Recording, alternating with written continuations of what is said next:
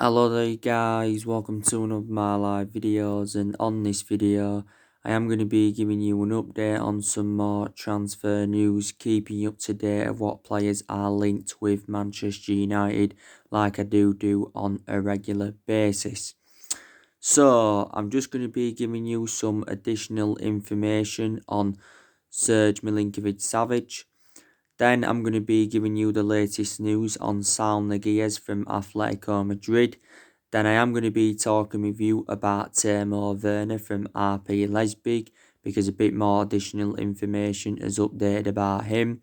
And by the way, Manchester United have targeted 3 alternative signings if we fail to sign Jadon Sancho in the summer transfer window. So this is what I am going to be negotiating with you about on this video. But I just want to start with the news on Serge Milinkovic-Savic. So reportedly Lazio sporting director has made a decision regarding Serge Milinkovic-Savic, and he did say that Lazio are willing to listen to offers for Serge Milinkovic-Savic, and they did say they will evaluate every situation, and Serge Milinkovic-Savic is valued at around £50 million. This is, what he is valued at, and it does say that Man United, Chelsea, Tottenham, PSG have all been interested in the player. Now, don't forget we was interested in Serge Milinkovic-Savic back under the Jose Mourinho era. This has been Serge Milinkovic-Savic's 5th season with Lazio. Lazio, of course, paid around €15 million for him. He has got a contract with Lazio until 2024. Don't forget he is a former Gent player. Now, Serge Milinkovic-Savic's versatility is very, very good because, he can play as a holding midfielder, a box-to-box midfielder. He's actually, predominantly a box-to-box midfielder is Serge Milinkovic-Savic, and he's actually, a very, very good player. And I think, we are actually, seeing Serge Milinkovic-Savic as an adequate replacement for Paul Pogba. There's actually, been a few players on our agenda who could replace Paul Pogba if Paul Pogba does decide to leave the football club in the summer transfer window. So that is the news regarding Serge Milinkovic-Savic. The Lazio sporting director said that Lazio are willing to listen to offers for him. I think he was speaking to Sky Sky Italy, wasn't he? Something like that, not too long ago. And he said, Lazio are in no rush to sell, but obviously, he said if, the player wants to leave, then, they will not step in his way. I think he's made around 150 Serie A appearances. So that is the breaking news on him. Now, let's give you the news on Saul Niguez from Atletico Madrid. So, according to recent reports, Saul Niguez will announce his new club sometime today. I think it mentioned, is it 10 a.m. or 11 a.m. He's going to decide his new club. It came out around 3 days ago, saying that Saul Niguez had posted a tweet saying that he will announce his club in the next 3 days. Of course, Rio Ferdinand, I think, as we tweeted a post with is it an eye emoji or something like that? So maybe that's put some Manchester United fans into meltdown. Now, don't forget, quite a few weeks ago, reports were stemming from the Spanish press saying that Saul Niguez to Manchester United is practically done. And it said confirmation will be expected at the end of the season. It actually, said we'd agreed a fee, allegedly, with Atletico Madrid. He said, we'd agreed to get Saul Niguez for around 70 million or just over 70 million pounds. Also, too, Manchester City have been interested in him. Now, it did mention before the football season got suspended that we actually scouted Saul Niguez in Atletico Madrid's 3-2 win against Liverpool in the last 16 of the Champions League. It also mentioned that we was willing to increase his wages. We was willing to offer him nearly £200,000 a week. Saul Niguez's current wages at Atletico Madrid at the moment are around £115,000 a week. Now, it did say a while ago that Atletico Madrid were only willing to sell Saul Niguez if his substantial 135 million release clause was met. But obviously, they won't be able to, because obviously, with the financial issues, Atletico Madrid are going to have to accept around 70 or just over 70 million pounds. I think it's around 135 million pounds. Saul Niguez's release clause. Saul Niguez has got a contract with Atletico Madrid until 2026, so still got a good 5.5. Is it 6 years, something like that, left on his current contract? Saul Niguez signed a 9-year contract back in 2017 with Atletico Madrid, and this is, when his release clause came into the equation. Obviously, Saul Niguez has spent the vast majority of his career with Atletico Madrid. I think this has actually been his 12th season with Atletico Madrid. Saul Niguez has made over 300 appearances in all competitions. He was key for Atletico Madrid, getting to the final of the Champions League back in 2016. Saul Niguez is in his mid-20s. He can play as a central midfielder. He can also play as a holding midfielder. When he was younger, I think he was predominantly a centre-half, was Saul Niguez. But there's been quite a few players that have been linked with moves away from Atletico Madrid. Obviously, there's also talks of Thomas Partey leaving, and Atletico Madrid have lost quite a few of their imperative players in recent years.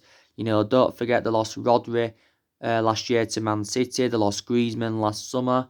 After he endured 5 years at Atletico Madrid, they lost Diego Godin. I think he must have endured a good 9 or 10 years with Atletico Madrid. They lost Raul Jimenez, was it around 5 or 6 years ago on that?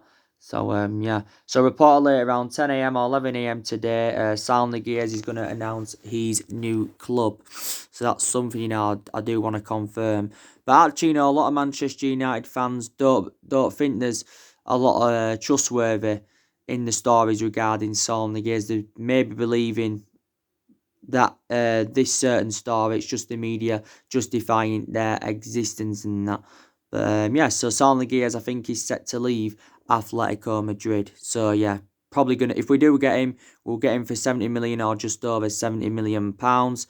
Again, we're seeing him as an adequate replacement for Paul Pogba. So that is the latest news on him. I think recently the Spanish expert as well was talking about Saul Niguez, So that is the latest news on him.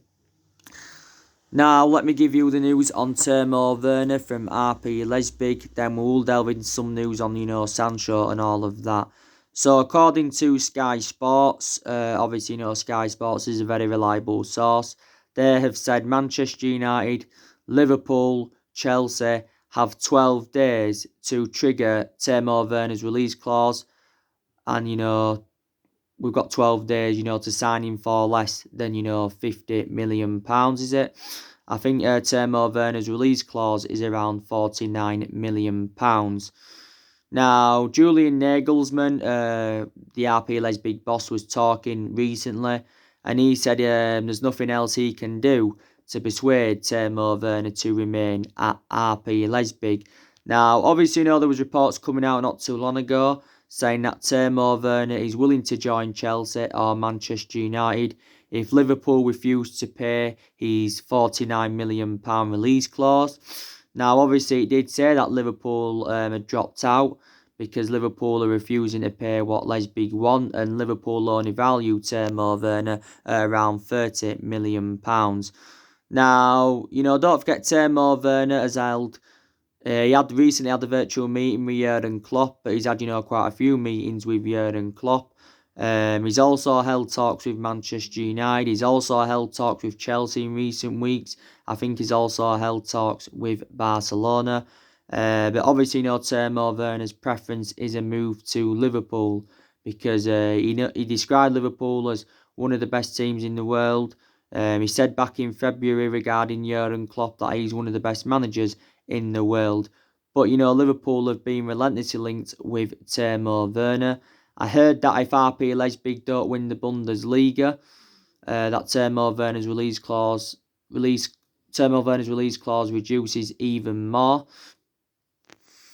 Maybe, Liverpool may want to get him next summer instead, of this summer, because you had David Ornstein, who was a credible journalist, coming out quite a few weeks ago, was it now? And he actually, said that Liverpool may not even make any signings in the summer transfer window. But he did say, Werner will only leave RB Leipzig if he can, get a move to Liverpool and that. If he can get a move to Liverpool. And then I think Werner was talking a few weeks ago as well.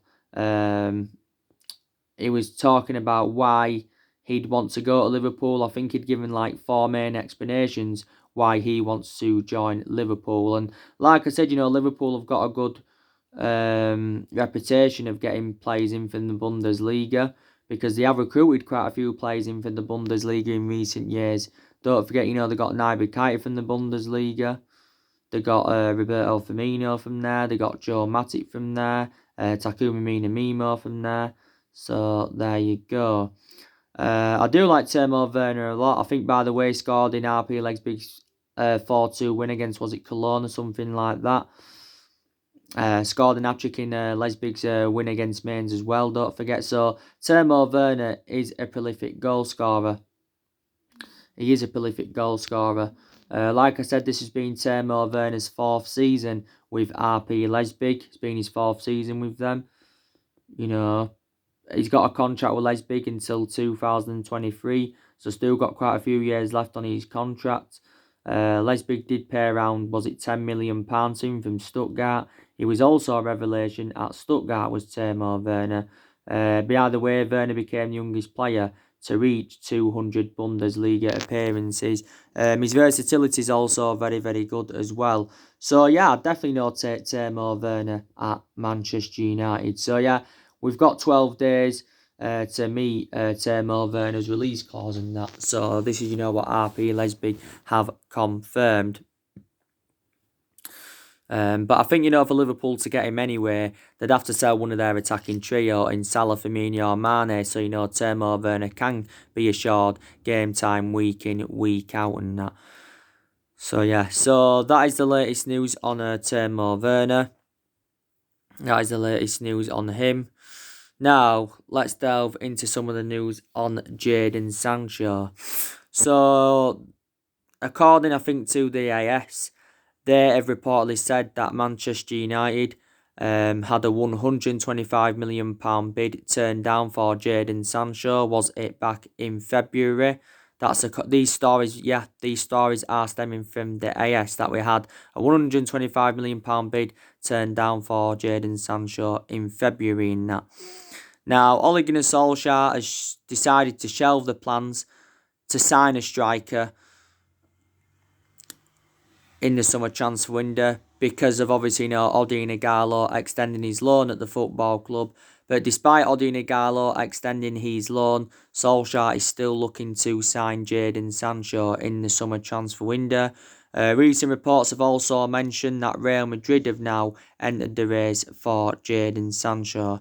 Now, don't forget, Borussia Dortmund do remain ruthless over their valuation. They do want at least £100 million for Sancho. It did say quite a few weeks ago, we are not willing to pay what Borussia Dortmund are demanding. He said quite a few weeks ago, we're only willing to pay 60 or £70 million for Sancho. That's all we are, willing to pay in that. Obviously, Jadon Sancho recently scored an hat-trick in Borussia Dortmund's 6-1 win against Paderborn. Don't forget as well, Jadon Sancho recently paid tribute to George Floyd. And actually, that game against Paderborn was the first start that Jadon Sancho had made since the Bundesliga returned, because recently, Jadon Sancho's just recovered from a calf injury and that. But, he's been subjected to so much transfer speculation as Sancho. There has been a lot of clubs that have been in for him. We've been interested in Sancho since 2017. We first expressed our interest in Sancho under Jose Mourinho. Obviously, Chelsea have been in for him.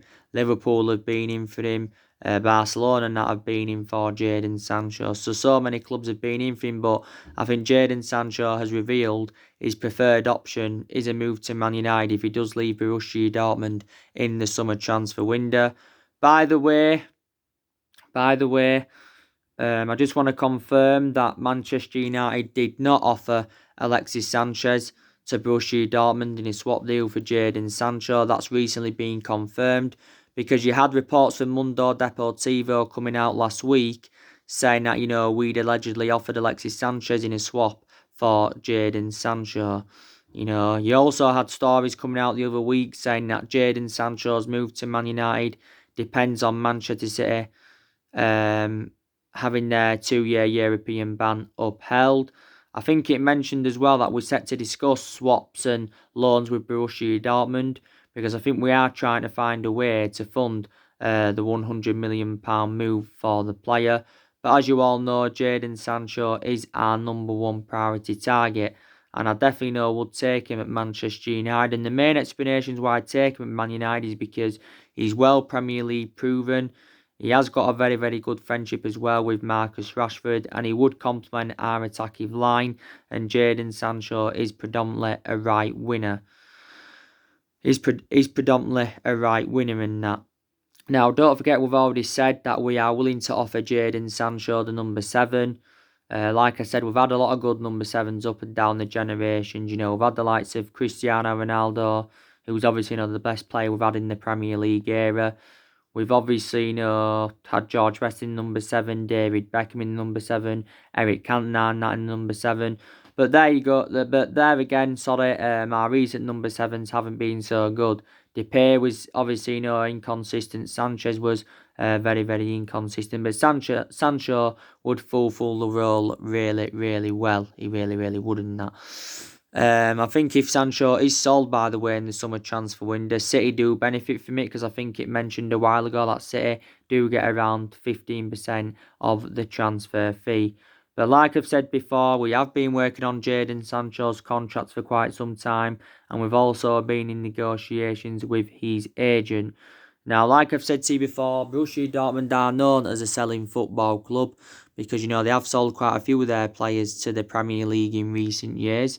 Like I said, they let the likes of Christian Pulisic go, they let Pierre-Emerick Aubameyang go, they let Shinji Kagawa go at one point, Mkhitaryan, Ugwan Gundogan. There's also players that they've let go who they didn't. There's also players that they let go who didn't go to the Premier League. Of course, let Dembele go to Barcelona. They let Matt Hummels go to Bayern Munich. But there again, Munich have recruited quite a few players in recent years.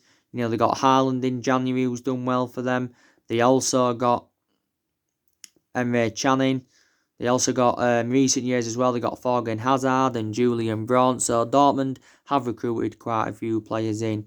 Sancho still got a contract with Dortmund until 2022. I think it did say that Dortmund were hopeful that they could extend his contract, but I think reports were stemming from Germany not too long ago, like I updated you, saying that Sancho wants to leave and he's got no intentions of extending his contract. Borussia Dortmund is the third club in his playing career, because before Sancho was at Dortmund, he was at Man City. Enjoyed a few years at Man City. The main explanation why he left Man City, because he didn't get assured any first team opportunities. And before he was at City, he was at Watford. He began his footballing career at Watford, and he was at Watford for several years. And it's been his third season with Borussia Dortmund. Dortmund only paid $8 million for him from Man City, so Dortmund are looking to make a huge profit on the player. But despite, the coronavirus and that, Dortmund still remain ruthless over their valuation. You had the Borussia Dortmund assistant coach saying that Sancho's been affected with the speculation regarding the move to Manchester United and that. So there you go. So that is the latest news on him. But we have got 3 alternatives on our agenda, if we do fail to sign Jadon Sancho in the summer transfer window. And that is David Brooks from Bournemouth, reportedly. Obviously, David Brooks from Bournemouth. David Brooks, of course, before he was at Bournemouth, he was at Sheffield United. He also had a loan spell with Halifax. He was also in Manchester City Youth Academy for a good 10 years. I think Bournemouth did purchase David Brooks for just over £11 million from Sheffield United back in 2018, was it? So this has been David Brooks' second season with Bournemouth. Also says we see Figo Almeida from Velt Sarsfield as an alternative to Jadon Sancho. and also to Rabbi Matondo from Schalke. So they are the three alternatives to Jadon Sancho. I was talking with you about Rabbi Matondo the other week, one time in one of my videos. He currently plays for Schalke. This has been Rabbi Matondo's first season with Schalke. He has got a contract with Schalke till, is it 2023? Schalke paid just over £11 million him from Manchester City last summer because he's a former Man City player. Before he was at Man City, he was at Cardiff. He was actually, don't know how long he was at Cardiff, but I know he began his youth career there. He's actually he was born in Liverpool, but obviously moved to Wales when he was a lot younger, and he's still young now, is Rabbi Matondo. He did actually say that his variable is for around 50 or 60 million this summer, because I think summer transfer window, because that's actually his release clause and that. So there you go. So that is the latest news on all of that. So with no intentions now of getting a striker in, because of obviously us extending Aldina Gallo's loan. Like I said, there has been a lot of strikers on our agenda. Like I mentioned, Musa Dembele, he's been one. Obviously, Erling Haaland. It was a shame that we didn't get Erling Haaland in the January transfer window, because he would have been an Ole Gunnar Solskjaer type signing. And I'm very, very sceptical anyway that we're going to sign Erling Haaland in the summer transfer window, because he cost over 100 million. I don't think Erling Haaland's release clause becomes active until either next summer or the summer of 2022. It was a shame that we didn't get him in January. There's still talks about Harry Kane. You've had Jamie Redknapp saying that Harry Kane could leave Tottenham in the next 12 months if Tottenham do not win anything. Harry Kane fueled speculation up in March.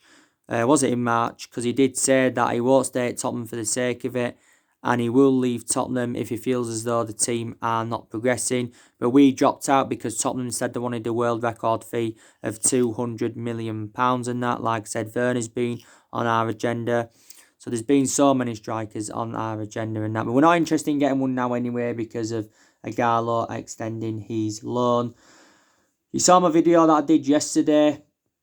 Obviously, Man United's priority targets for the summer have been revealed, and that's Jadon Sancho, Jack Grealish. He's one of our priority targets. He said Kalidou Koulibaly and Dayot Upamecano, they're also our priority targets as well. It's obviously good. It's really, really good that we have revealed our plans for the summer transfer window. Solskjaer did say he's looking to make around 3 or 4 signings in the summer transfer window, because he believes we need around 3 or 4 signings to become title contenders next season. Like I said, we have been inconsistent for the last 7 years or so. This has been the 7th season that we failed to mount any kind of title challenge up. I said, the last time we did win the Premier League was back in 2013 in Alex Ferguson's last season, But it's going to be interesting to see how Ole Gunnar Solskjaer approaches the summer transfer window. Like I said, he does deserve at least a couple of more transfer windows at the club, because he is still in the process of rebuilding. And of course, it is a transition period. And like Solskjaer revealed at the beginning of the year, he's hopeful that we can get through this transition period. And Solskjaer does deserve at least another season at Manchester United. He really, really does deserve another season at Manchester United. Don't forget, Solskjaer was very, very close to getting sacked earlier on in the season. And obviously, at that point, there was talks of Massimiliano Allegri coming in. There was also talks of Mauricio Pochettino coming in.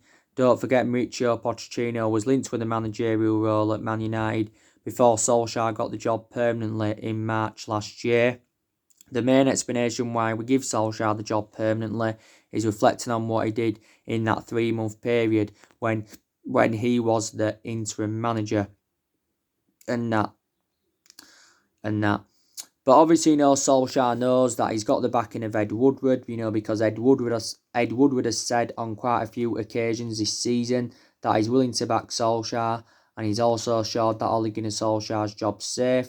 So probably Ed Woodward does believe that Solskjaer is the foreseeable future for Man United. Like I said, we have been very, very critical of Solskjaer for the vast majority of this season. A lot of Manchester United fans have in general, but we haven't only been critical of him. We have been critical of Ed Woodward for several years. The main explanations why we've been critical of Ed Woodward is reflecting on how poor our recruitment policy's been for several years. With us overpaying for players, he's been criticised. Also, too, with his poor selection of managers, he's been criticised for that. But this is Ed Woodward's eighth year now at Manchester United and that. And a lot of United fans have been demanding him out. Of course, the Glazers, not too long ago, they revealed their stance on Solskjaer, and they're also willing to back him. And let's put into the equation, we've also been very, very critical of the Glazers. You know, the Glazers have been at Manchester United since 2005. It's now 2020, so the Glazers have been here a good 15 years or something like that. I think it mentioned not too long ago that we've paid approximately 1.5 billion, something like that, for the privilege of being owned by the Glazers, and the Glazers have received nearly £200 million.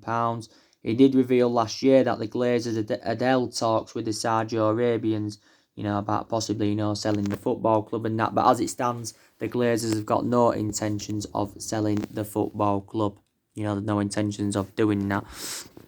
And like I've mentioned on my recent videos as well, there's decisions that Manchester United have got to make.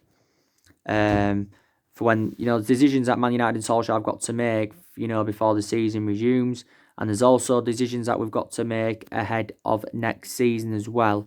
Like I said, we've got to make a decision on Diego Dalot's future. Solskjaer's determined to keep Diego Dalot, but in recent weeks, there's been, Barcelona and PSG that have been interested in Diego Dalot. Diego Dalot is our backup right back to Wan-Bissaka. His appearances have been limited this season due to the couple of injuries he's had. Don't forget, Jose Mourinho recommended Diego Dalot in his final transfer window. We paid around £19 million to him from Porto and that. We've also got to make a decision on Angel Gomez's future. Don't forget, Angel Gomez's current contract expires at the end of this month.